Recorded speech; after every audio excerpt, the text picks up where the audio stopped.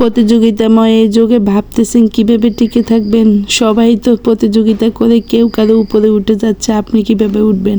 হ্যাঁ, আপনিও পারবেন উপরে উঠতে। যখন আমি পেরেছি তখন আপনি অবশ্যই পারবেন। যে যেভাবে দক্ষতা আছে, কেউ কথার দক্ষতা, কেউ ভিডিওর দক্ষতা, কেউ মেকিংয়ের দক্ষতা, যে যেরকম দক্ষতা আছে সেই দক্ষতা দিয়ে পারলেও আপনি উপরে উঠতে পারবেন। পিছন থেকে টানার মানুষের তো অভাব নেই, কিন্তু উপরে উঠানোর মতো একজনও খুঁজে পাবেন না। যখন আপনি উপরে উঠে যাবেন তখন বাহবা দেওয়ার জন্য মানুষের অভাব নেই।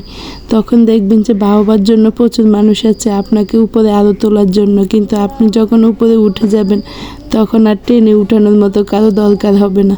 তখন আপনি নিজ যোগ্যতায়, নিজ দক্ষতায় উঠতে পারবেন। আমাদের ভিডিও নিয়ে, মেকিং নিয়ে অনেক সমস্যা আছে, কিন্তু তারপরে আমরা কাজ করে যাই, কারণ আমরা এটুকু বিশ্বাস আছে যে একদিন সফল হব। কারণ গ্রামের কিংবা শহরের এটা কোনো ভেদাভেদ নেই, যে যেখান থেকে পারে নিজ যোগ্যতায় কাজ করতে পারে। তো সেদিক থেকে যারা আমাদেরকে বলেন না যে গ্রামের ক্ষেত, কিংবা যারা আমাদেরকে নিজের ভিডিওগুলো নিয়ে সমালোচনা করেন, অন্যের মুখে শুনি নিজের বদনামি, তাদেরকে আসলে জবাব দেওয়ার জন্য শুধু সময়ের অপেক্ষা করি। একদিন সফল হব আর সেদিন তাদেরকে যাতে জবাব দিতে পারি, এই পদক্ষেপটা মনে রেখে আপনিও কাজ করেন, আপনিও সফল হবেন। ছোট বড় কোনো ইউজার নেই, যে যেখান থেকে কাজ শুরু করে সেই তার পর থেকেই বড়।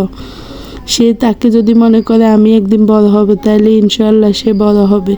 তাই যা কে কি বললো, কে কি বললো না, সেটা মাথায় না রেখে নিজের পদক্ষেপটাতে অটুট থাকেন, তাহলে সফলতা একদিন নিশ্চিত আসবে। আর যেদিন আসবে সেদিন হয়তো আপনার পাশে অনেককেই পাবে, এখন হয়তো কেউ নেই।